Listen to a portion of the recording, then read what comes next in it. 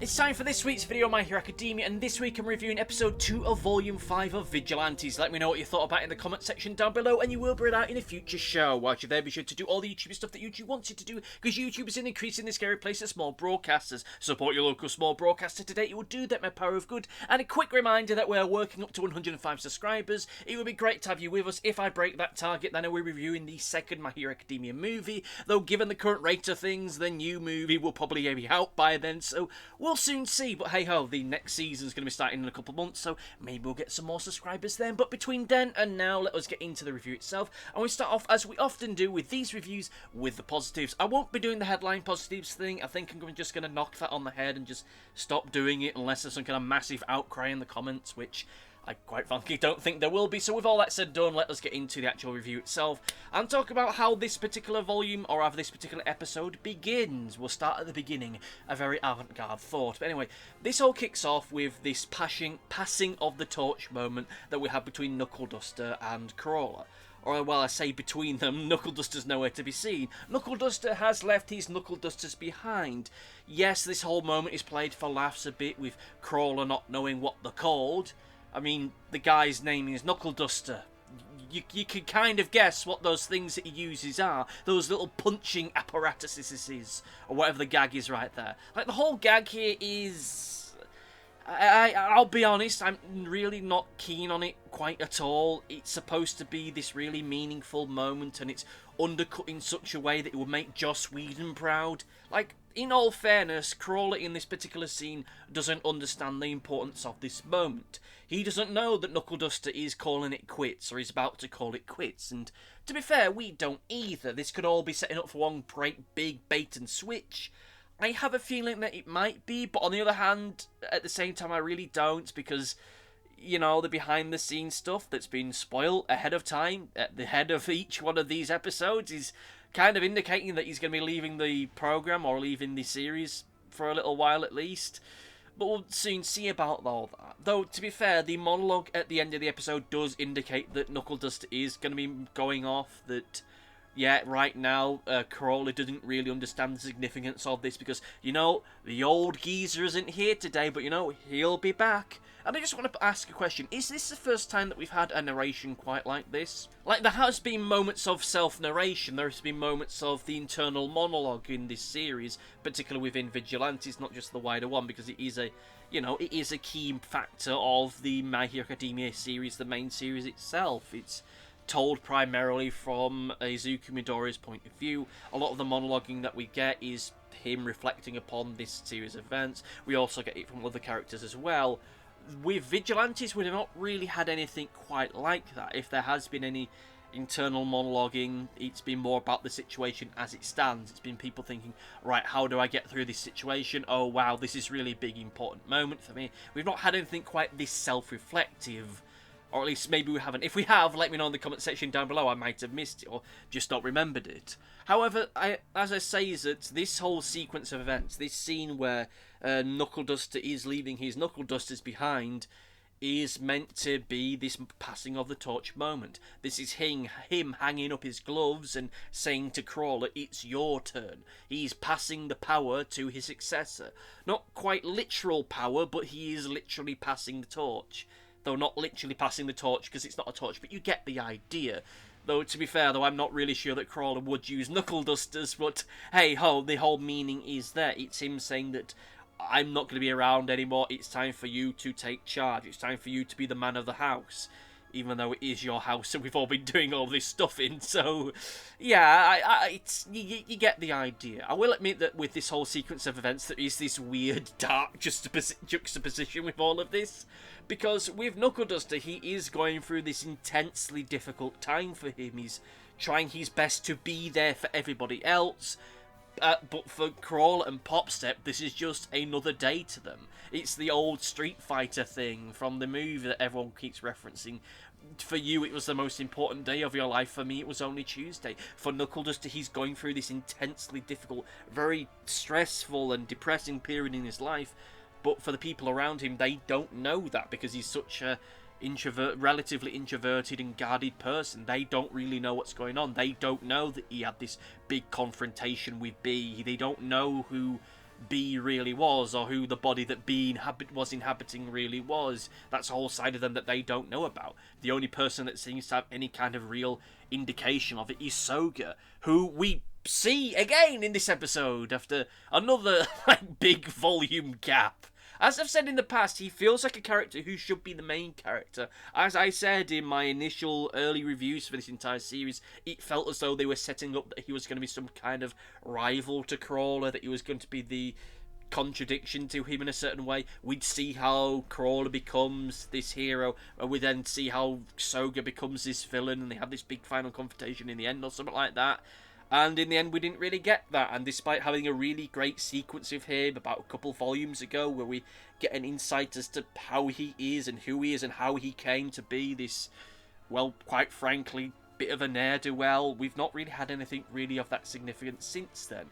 For the past volume and a half, all he's really been doing is making these brief cameo appearances. He's been acting as Knuckleduster's dog's body once again. He's doing the grunt work. He's doing the side stuff that Knuckleduster just doesn't have the time to really do at the moment, which, fine, it makes sense that that's happening, but at the same time it does feel like they're setting up for something here with Knuckleduster and Soga. It feels like they're setting up for Knuckleduster being something of a mentor figure to him, with him essentially saying, don't turn out like me, kid, or doing his best to stop Soga going down a darker path. But if it really is true that Knuckleduster is going to be, you know, retiring, so to speak, from this series, it's not an angle that we can really develop upon. Or maybe Soga will take his place within the narrative. We'll soon see about that. I do want to see them building upon that idea, and I want to see them, more importantly, building on the idea of Knuckleduster calling it quits. They can't just have him fading off into the background. There needs to be some kind of moment where he just says goodbye to everyone, or we have an equivalency of that. He says goodbye to everyone, but they don't understand that this is, right, I'm done, I'm going away right now, because right now, it almost feels as though we have two separate shows going on in parallel to one another. We have the superhero punchy stuff with Crawler and Popstep, but we also have this more, I won't say introspective, but we certainly have this more drama-heavy stuff happen with Knuckleduster and his daughter, which, whilst is good, while that particular drama is good, the balancing of the two feels a little bit odd to me. We do, in this episode, finally get the reunion with Knuckleduster and his daughter. And I will admit that it wasn't quite the cliched reunion that I was expecting, though upon reflection, that really wouldn't make sense. This isn't the kind of series where that would work, tonally speaking. You know, given how things are going with Knuckleduster and his family right now, given how his wife is in a bad way and it seems to be getting worse, given what briefly we see of her in this particular episode, this big reunion moment that you'd expect just wouldn't happen. Tamao and him weren't on good terms before she became Bee! But, you know, if that stuff just really wouldn't feel as though it makes sense to have this big reunion moment. You really couldn't have the, oh, father, oh, where have I been? I don't remember anything. What am I doing in hospital? Oh, father, thank you for saving me. You know, that kind of thing really wouldn't work right now because they've been largely estranged now for quite a long period of time. It's implied that the whole reason why Tamao ended up getting involved with the stuff that led her to become possessed by Bee is because of animosity between the two of them.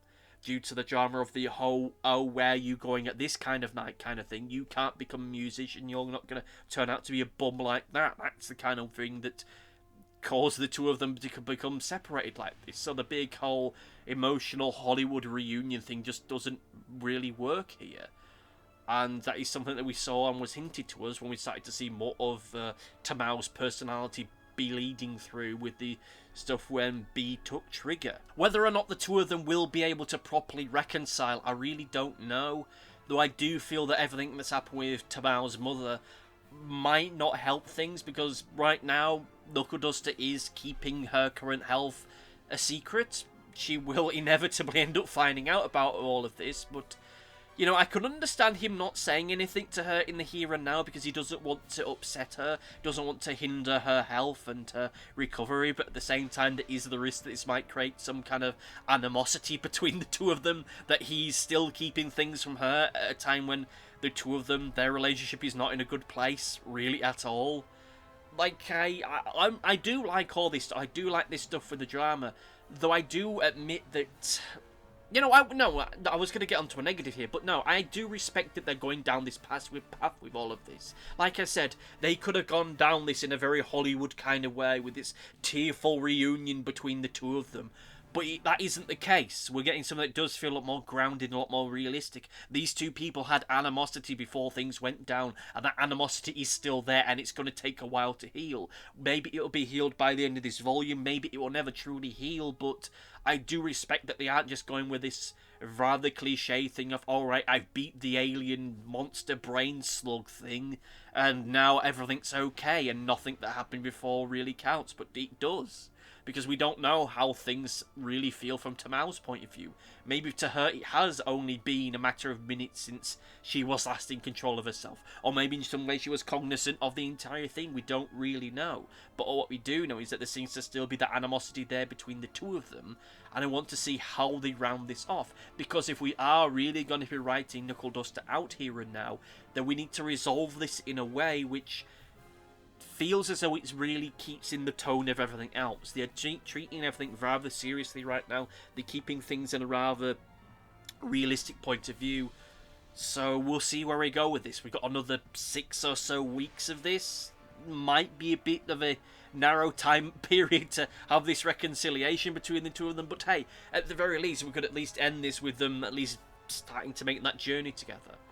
Now, with all that said and done, let us get into the negatives, and I'd hate to go back and forth on the overhang thing, which is something I mentioned in the volume review for last volume, and then mentioned again last week, but whilst I do enjoy getting a look into the conclusion of what happened with Knuckleduster and his daughter, I am more interested in seeing where we go next with that than just establishing where they are right now. Like, all this stuff with them being in the hospital feels like the kind of stuff that should have been towards the tail end of the previous volume, so that then this volume can get into them two trying to reconcile and them two trying to make some kind of an amends.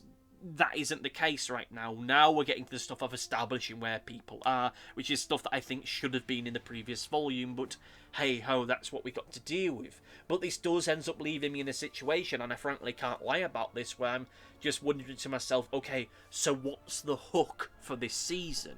Is it going to be more character drama with Knuckleduster trying to reconnect with his daughter? If so, then fine. Is it going to be about Crawler and Popstep coming to terms with Knuckleduster stepping down? If so, fine. But I want us to get into that soon. Is there going to be some new villain appearing from the woodwork, appearing from the shadows? If so, fine. But we need to start establishing that rather quickly. Right now, I really don't know. I think all of them are good ideas for hooks, but we're not quite there yet. We're not quite hooked for it. It's just teasing us with these things. It's setting these things up, but we're not quite getting to the execution of them, though. We're not getting quite to the moment of Knuckleduster announcing that he's retiring. We're not quite getting to the moment of Knuckleduster and his daughter starting to repair things again, or realising what is happening with Knuckleduster's wife. We're not quite there yet. And that's the thing that's kind of irritating me with this particular volume thus far. Though, to be fair, we're only 2 episodes into this, so we can't have the major hook to it, really, as maybe we could do, bearing in mind the stuff that we have from the overhang of the previous volume. Though, of course, the argument can be said that, we are 2 episodes into this, but now we should have a little bit more of a hook to this, other than, okay, this is just more of that series that you like. But anyway, let's get into the conclusion, or rather, I should say, the overview. And I have to say that this is a very solid episode, but it does suffer from that traditional problem that you have at the start of any new volume, any new comic book, any new television series, where it's a case of just setting stuff up. It's just setting the stall for things to come later on.